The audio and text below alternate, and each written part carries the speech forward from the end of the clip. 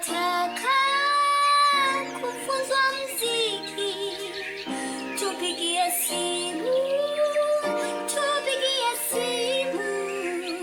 Sisi ni wale walimu wazito, tupigie simu, tupigie simu.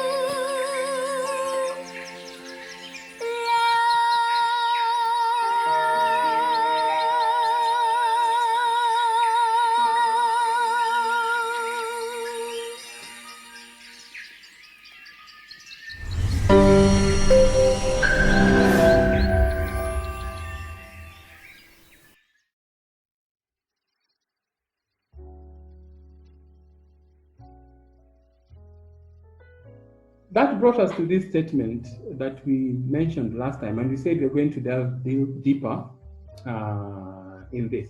The performances are final products of weeks, months, and years of investment in practice and other resources.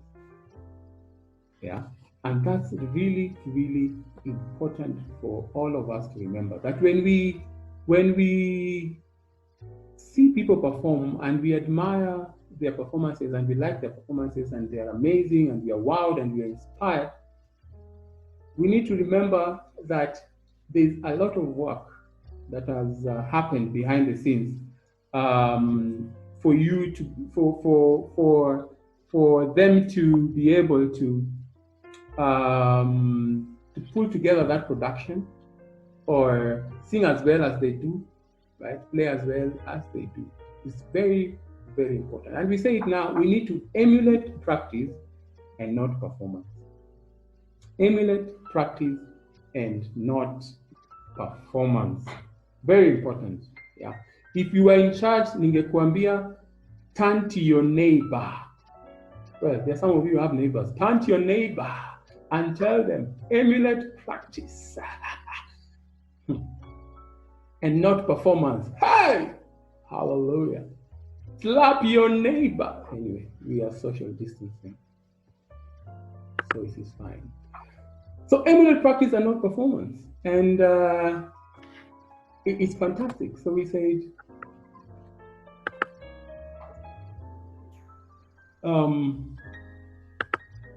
the next time you watch an inspiring vocal performance by your favorite singer, or listen to the serenades by your top maestro, seek first to study how they practice to get where they are with their skill and indeed their great performance.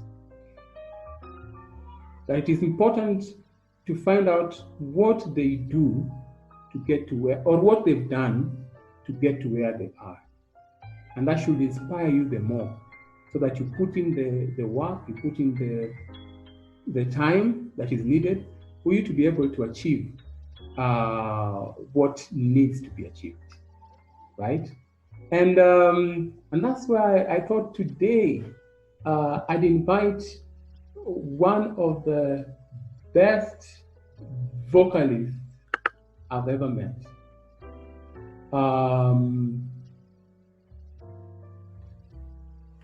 If you're a soprano and I've tortured you before and made you sing more accurately or forced you to sing more accurately, you can blame Lisa.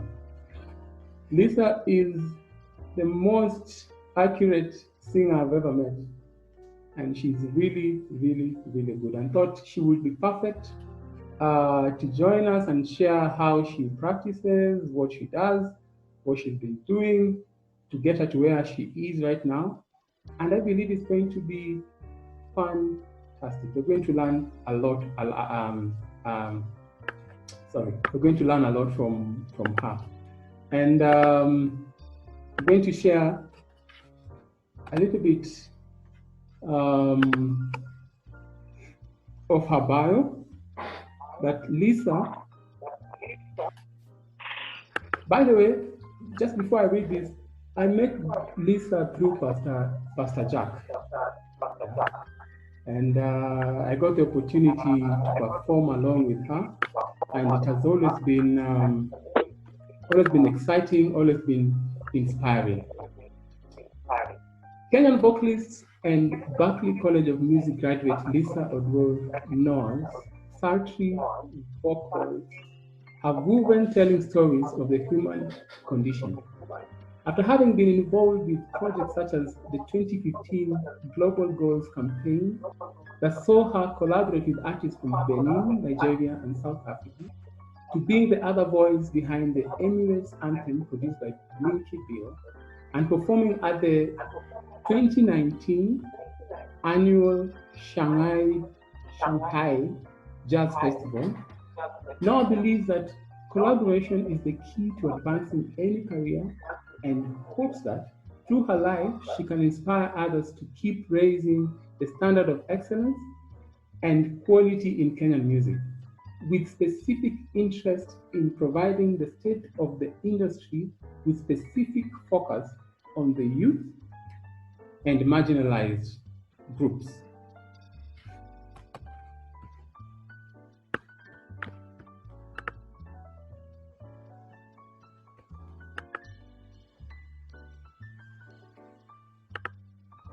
As a musician, Lisa had not only used her songs to tell her stories of love, but uplift every audience she performs and speaks to.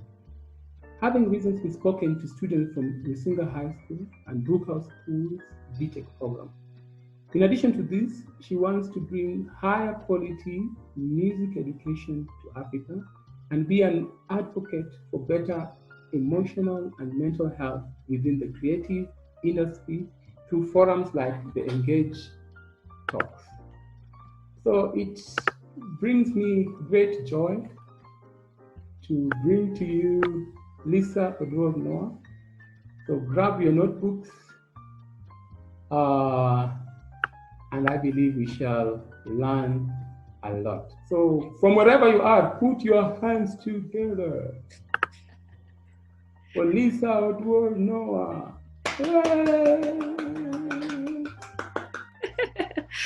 Thank you, Isaac. Welcome, Lisa. Thank you so much. You're welcome. Okay, let's go ahead. Hi, everybody. I'd say wave at me if you can hear me, but here we are. I'm really glad to be here speaking with Beat of the Heart. As Isaac mentioned before, we worked together, I think when I was still a teenager, with the Pastor Jack and Joyce Odongo in different forums for different events. And just to give you a bit more backstory on who I am. So I have been in the, I guess, music industry since I was 13. I started singing not because of formal lessons, but because I really just enjoyed music. I was even told stories about how my uncles and aunties used to rock me to sleep to Lingala music. So it's always been a part of my life, even before I knew it was. So I didn't have any like formal learning, but I used to learn by sitting in front of the TV and just singing along. So whatever came on, I'd sing along. And then I grew up, and like my siblings also. Now as I got older, I got to help out in things, and they'd be singing when they're doing stuff. So when they're cooking in the kitchen or washing dishes. So those were my, I guess, stepping stones into music. So and then I guess my jump off was from Baptist Church. I used to serve as a worship leader there and a youth leader. I've served in different roles. I've, like I said, worked in youth programs, worked as a worship leader. I've done various plays and productions, and like currently right now I'm a vocal director and / music director with shows like Motown in Nairobi and The Hang. I graduated with a degree in contemporary writing and production from Berklee College of Music, as Isaac had mentioned. So si tu ya kuangalia TV, nimesoma ya kweli. And I started writing my own songs in 2013. I spent the year writing, and then funny enough, I didn't expect to go to Berklee, but God opened the door for me to do that. And when I went, from then on, we've never looked back so far. And for me, music is 100% about connection, about healing, and about hope. It's about telling life stories and reminding each other that maybe you're not so isolated in your part of the world or how you think and feel. So if ever you listen to my music, it might not necessarily be ukisikia watu wakidunda huko uts or ati you hear people like a lot of the mainstream music in Kenya, because I grew up on a lot of wholesome, like good lyrics, gospel music, R&B, Lingala, stuff that touches you even before you listen to the lyrics, you know. So that's a bit about me. I'm 27 years old, and I'm looking forward to creating a legacy. Okay, aside from connection, music and my life for me are defined by the idea of legacy. So that means, to me, not just what I can do and how far I can go, but if I can be an apex and keep moving forward, then to bring other people with me, and also to create a trail for not just me, but all of us and other people who I'm working with who think like this, to create room for people to also travel that road by the grace of God. So yeah, that's a bit about me. Now I'm going to touch on what you talked about. You said practice makes perfect, and then you I guess explained a beautiful, elaborate way of explaining to us how it's a systematic way of learning, right? And doing, you know. It's not just being like, okay, I like that song, let me take this part and then I go and sing it, you know. Because rarely does that make a habit, you know, unless you have the habit of doing that.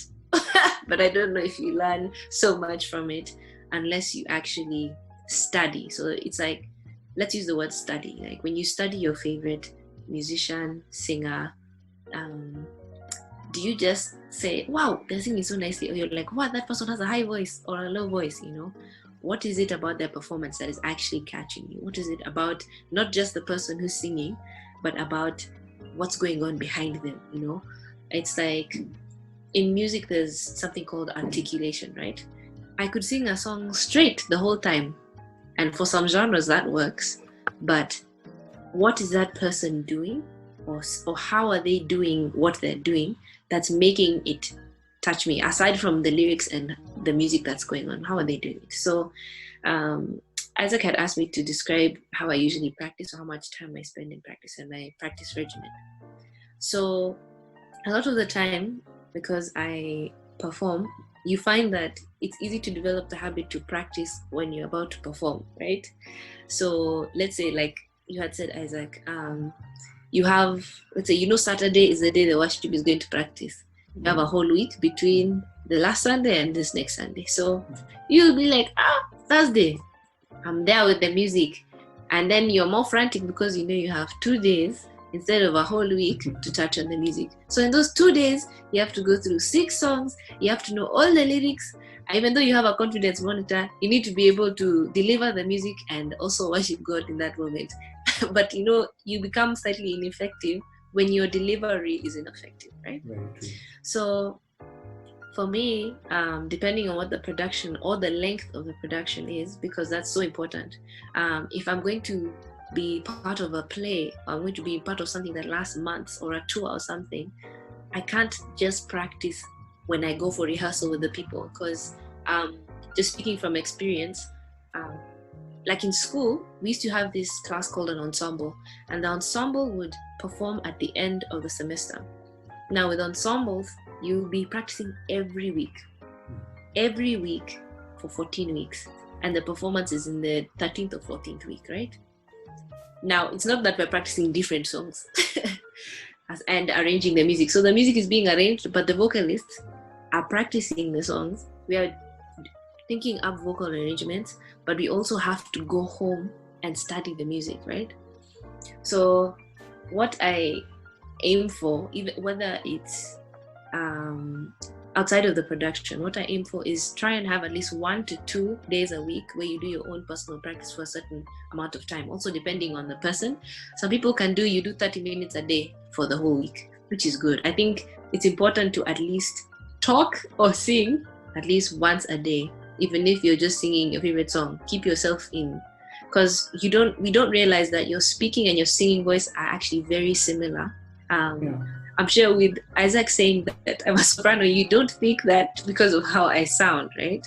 But I'm singing the way I would speak. I could literally switch right now into singing because I'm singing with the same, and I'm speaking with the same energy that I would sing with, right? So I have a friend who's an opera singer, and she taught me this because they have to talk and sing at the same time most of the time, or even people who are in theater. So it's a good practice to use the same energy that you would as you speak to apply it to your singing voice. That's my first tip. Because I'm not going to talk, even if I'm on a Zoom call, I'm not going to talk to you guys like, hi, my name is Lisa, I'm going to do it, or shouting at you, right? Because that doesn't make any sense. Because when you're talking to me, you want to know that I'm present in the conversation, and then you want to know that I have enough energy for the conversation, right?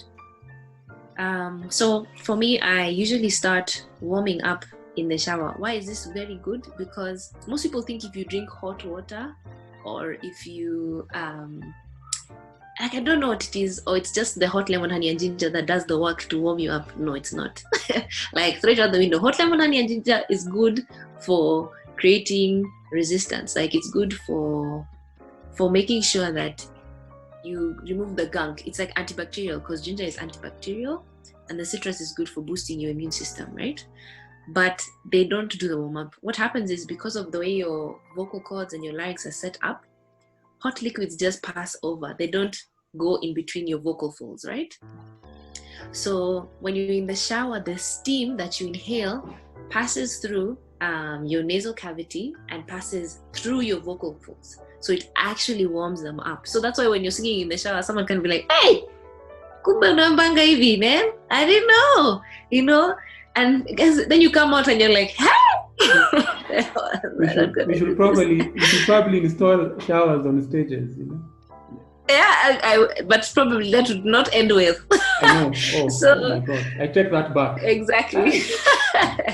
So you start warming up in the shower because the steam helps you warm up. At least it starts the initial warm up before you step out and you actually do different exercises. You can do some of them in the shower. So for me, because I'm a soprano, I warm up all phases of my vocal passaggio, so the vocal passages, right?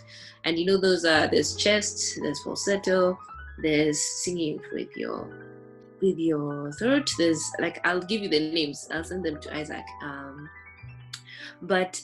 Yeah, there's vocal fry, there's belt, there's chest, and there's what you call your flageolet. So I warm up all the way from the bottom because, like, as you can tell from my speaking voice, I sing from, like, I can sing into some alto range, and I can sing into some higher ranges, yeah? So what I start is by warming your vocal fry. So sometimes you hear people doing that exercise where they're called sirens, yeah? Where you hear, woo, woo, like that, right? And usually we think it's just about hitting the high note, but you don't realize it also starts in the bed of your vocals, and that's where your fry. So for us guys, it sounds like that, right? And there's some exercises too. When you start there, we're going literally from where there's no note being formed into where the range of your notes and coming back down. So that's the beauty of a siren, and you're warming up through those passages, right? So that's one exercise for that. Then when I'm doing chest, or I go into I wouldn't call it my head voice, but what I'd call a more nasally voice, something like practicing. It's called the ng sound. So I realized in Africa, it's easier for us to say thing, right? Like going, because of our languages, right? Because some of my friends, like, I have a very good Korean friend, and she can't pronounce ng, right? So that is actually really good nasal passage warm up. When you do nga like that, or when you do nya, like you're saying nia, but you do nya nya nya nya nya, it sounds ridiculous. But it's really good to warm up the inner nasal passage of your voice, yeah? Because when you're singing, you don't just use one part of your voice. Let's see, what song can you take? Isaac, do you have a suggestion? Let's hope I know it. Wait, I've gone blank. Let me see. Let's use the hymn "It Is Well." Yeah. So Okay. when you're singing when peace like a river attendeth my way, right? I'm still in my chest. I'm not as pushing into my belt. Or if I sing lower, when peace like a river attendeth my way, when sorrows like sea billows roll, and now I'm entering my chest. Whatever my lot, thou hast taught me to say, it is well with my soul. Now, I've gone into my chest, but I'm using my understanding of the different voices to help me articulate my dynamics. Now, if I was singing in a higher voice, it is well with my soul, it is well with my soul, right? Now, I went into my head voice, yeah, so that I could sing the highest note.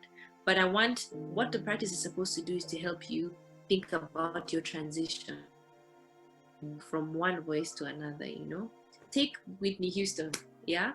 And when she's singing, "And I Will Always Love You," the way she's singing the chorus, it's her voice. It's all one voice, but the way she's singing the chorus is so different from the way she articulates the verse, right? Like the line which says, "I hope life treats you kind, and I hope you have all you dreamed of," right? So it's so different, but I'm using different parts of my voice, and I have to think. But as I practice, if I'm watching her, I'm like, okay, I know she's not singing in her belt the whole time, but she's using it, and I need to know how to transition out of those different vocal passages. So that's what warming up each one of them helps with, right? It also lets me know where my breaking points are, because I won't necessarily be singing high all the time, and I won't be singing low all the time. And many songs these days have you transferring between different parts of your voice. Like, let's say, Tori Kelly's song, it's called Paper Heart, yeah? She starts on, "Remember the way you made me feel," right? So I've started in what feels like my vocal fry, because it's like the really lower end of my voice. And then when I into the chorus, the song, she starts on, "Pictures I'm living through for now, trying to remember in my whole mind." And she says, "My life was good, it flew so loud." You see? So now I'm entering a higher access. So for me to access that, I need to have warmed up